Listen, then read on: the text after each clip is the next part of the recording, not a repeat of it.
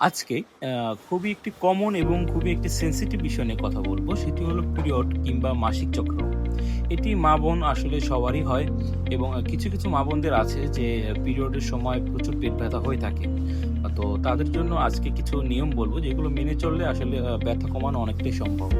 গরম পানির ব্যাগ বা হট ওয়াটার ব্যাগ পেটে রাখলে এটা ব্যথা কমে এবং হালকা ব্যায়াম বা ইয়োগা করা এটা ব্লাড সার্কুলেশন আপনার ভালো করে এবং ব্যথা হালকা করে।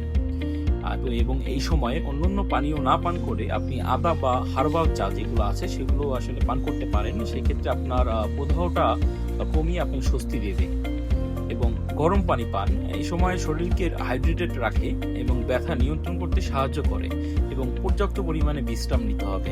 শরীর ও মনের রিল্যাক্সেশন ব্যথার সহনীয় করে তোলে।